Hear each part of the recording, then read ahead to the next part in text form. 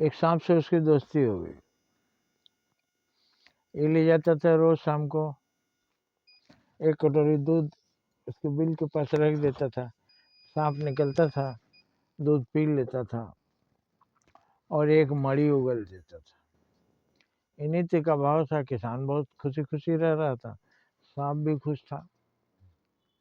हालांकि कुछ लोग बोलते हैं सांप दूध नहीं पीता, आप पिला के दीजिए, देखिए बिल्कुल नहीं पीता है। फिर सांप को दूध पिलाना क्यों बोलते हैं? तो इसका मतलब मुहावरा हो गया, किसी बुरे आदमी के साथ अच्छा व्यवहार करना, तो वो भी कुछ देता ही है। बुरा आदमी भी हो और उसकी आप तारीफ कीजिए, उसकी आप सेवा कीजिए, उसकी आप बड़ाई कीजिए, तो वो भी आपके साथ वही व्यवहार करेगा। ये मतलब हो, अगर सांप दूध नहीं पीता है तो रोज शाम को एक कटोरी दूध देता था और सांप एक मड़ी उसके उगल देता था। एक बार किसान कहीं जा रहा था, उसने बेटा से कहा कि मैं जा रहा हूँ, 1 सप्ताह बाद आऊँगा, तो तुम ऐसा करो कि रोज एक कटोरी दूध ले जाना, उसको दे देना सांप को, सांप पी लेगा और तुम्हें मड़ी देगा, तुम ले आना।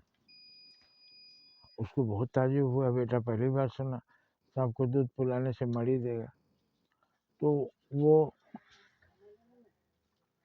गया, मड़ी रख दिया, दूध रख दिया कटोरी में। सांप निकला, बोला सांप देवता, सर्प देवता आइए दूध पीजिए, मैं आपके लिए लाया हूँ।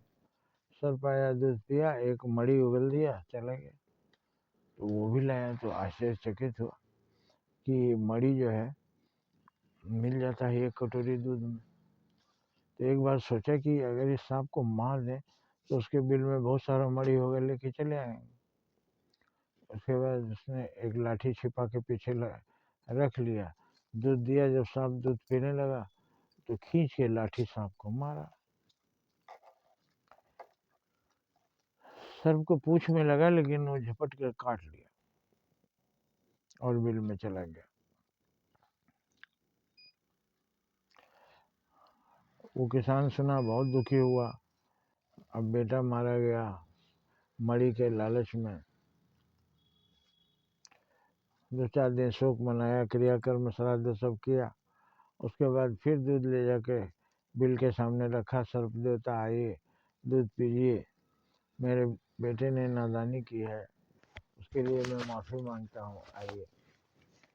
सर्प बड़ी देर के बाद आया और उसको बोला, देखो किसान भाई, तुम अब अपना दूध ले जाओ और तुम अब मत आना, क्योंकि देखो मेरे पूंछ में चोट लगी है, तो ये पूंछ मेरी चोटिल हो गई, ये मुझे भूलेगा नहीं, और तुम्हारा बेटा मर गया मेरे डसने से, वो तुमको नहीं भूलेगा।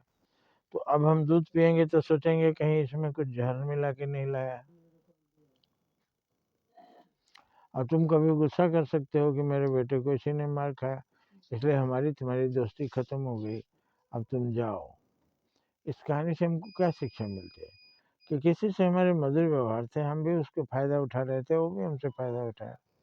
अब कोई घात प्रतिघात हो गया, हमको उसका याद है, उसने हमको ये दुख दिया है, उसको भी याद है कि इसने हमको ये दुख दिया है, तो ये कभी भी आदमी के व्यवहार में परिवर्तन ला सकता है।